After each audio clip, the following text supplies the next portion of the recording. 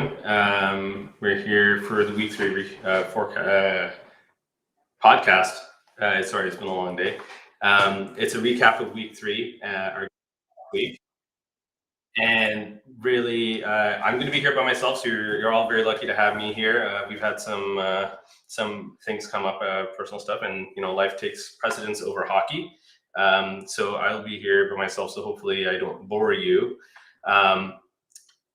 Probably a very quick podcast, but why don't we start off with doing a little bit of a recap of the week three games, and we're essentially a quarter of the way through. So game one, we have Rida and Isan, with Rida coming out with a 4-1 win.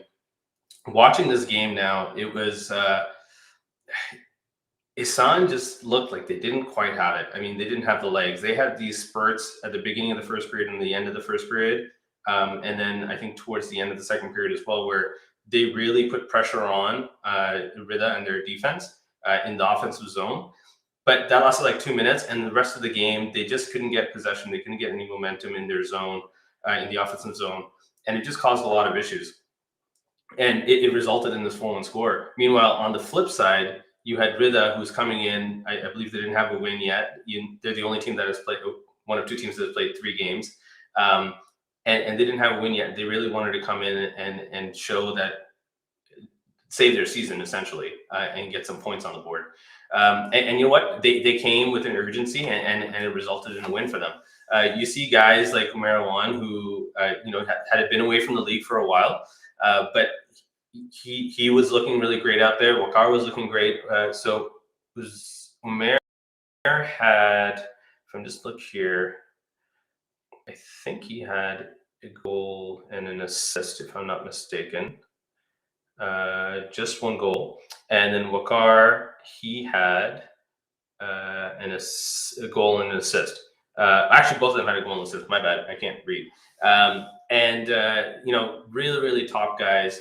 And it showed, right? Waqar was running circles around in the yield zone. The guys had odd man rushes going back and forth the entire time. Rida did over Isan. So you kind of wonder now, Daoud has had some success or semi-success the last few seasons drafting similar players, veterans, a lot of those guys. But, is that finally starting to show as the league is maybe getting a little bit younger? There's an influx of new players, guys who maybe a lot of the existing or returning players aren't familiar with.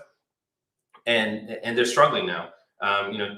Granted, it's 2 games in the season, but every game counts. So what are we going to say about how they're going to perform? So maybe there's something for Daoud to evaluate now. Maybe there's a change that needs to take place, perhaps, or maybe just give it one or 2 more games before they evaluate what they want to do.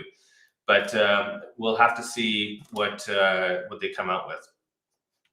If we move on to game 2, we have Ikhlas and Taqwa. So Ikhlas was coming off a loss in the previous week by, I believe, the same score. And Taqwa was also coming off a loss in the first week.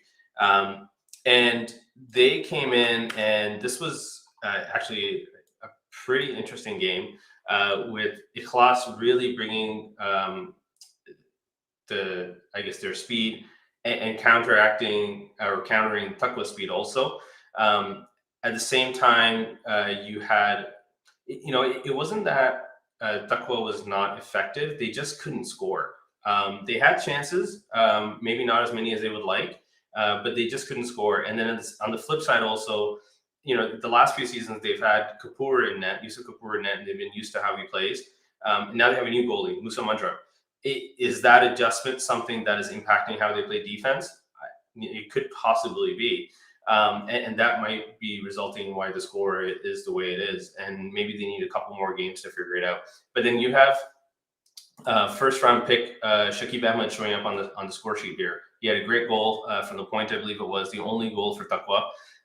He's getting back into it. He moved recently from Montreal to Toronto, and he heard about the league, and as many people do out in Montreal and maybe even across Canada. But he was looking to give it a shot, and he did. And he's making an impact. People knew who he was coming in. He was drafted in the first round, but he's making an impact in the league right now, which is great to see new players doing that. On Ikhlas's side, you have Ali Khwaja, who's second star, again, very solid, stopped 13 of 14 shots. Typical Ali Khwaja fashion, he's there, he stops like the impossible shots. He does whatever he needs to do to give his team a chance to win. But then you have Junaid Alvi, who I believe he had multiple points here. Actually, maybe he only had an assist.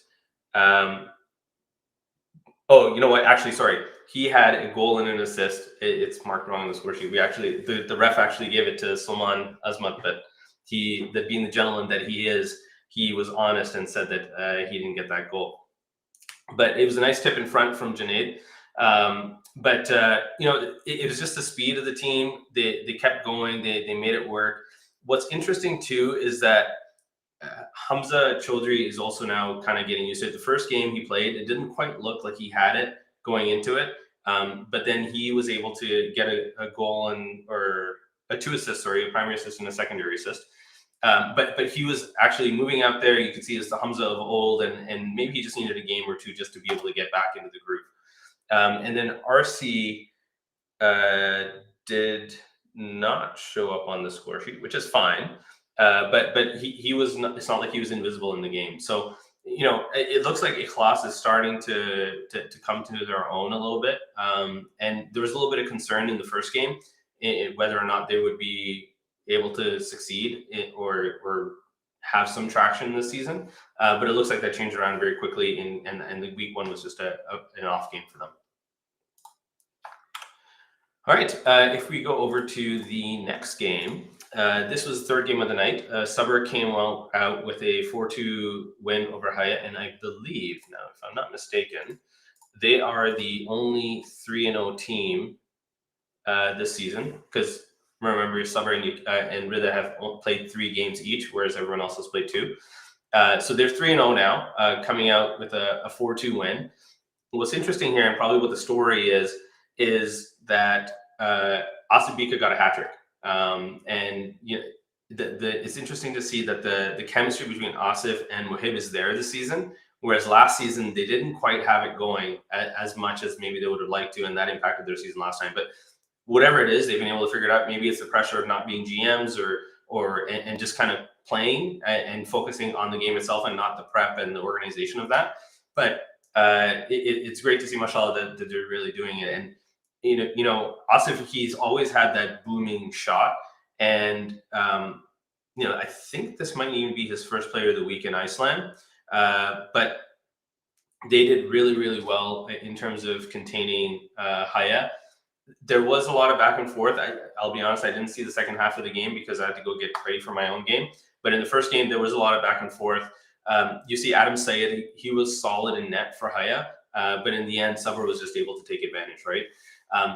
Now, the one thing that I think everyone who saw that game is probably going to talk about and is going to remember is Yusuf Siddiqui's goal. Now, this guy, mashallah, he probably can't even drive yet. He's not old enough to drive. He's come first time in the league, and I think he had 2 points or 3 points in the first week of the season. Another, I believe he was in on both Haya goals here. Yep, he was a primary assist on the second goal. But when he scored this first goal, that was a sight to be seen. That he came in and I don't know. I'm not even going to do it justice coming and saying, yeah, Riz is here saying that was a solid goal. I'm not going to do justice by describing it. I wish we had video. If anyone has a video, please send it to us on Instagram or WhatsApp to any one of us in the media team. But he essentially came down, cut through. I think it was on Mubin, if I'm not mistaken, who was the lone defender. He kind of cut around him, and as he kind of shot the ball, and he got the rebound out in the air and hit it into the net while falling. And I was just like, that's insane. Riz, I don't know, is that an accurate description? I hope it is, but it was yeah, everyone went crazy at the rink when he scored that. So very, very excited to see what he's able to do as the season progresses. That's going to be someone probably everyone's going to have to keep an eye on as they play Haya during the course of the season. With Haya, they've taken a different approach this season, is where they got a lot of guys who maybe they probably wouldn't have picked up, but then also have a mix of guys who they would get on a regular basis. So you have guys like uh, Mohamed Hamoudi, you have oh boy, Naeem. You have a ton of Maliks on there too. So you have Omar Malik, you have Naeem Malik. They did not get Hussein Malik this time around. Hashim Chaudhry, who they're familiar with. But then you have other guys that they have. You know, they have Zayan Kazi, they have Zaid Khaler. Um, it's Abdullah Patel. So it's going to be interesting to see how they mesh and whether it works for them this season or not. They're currently 0-1-1, so at least they have a point.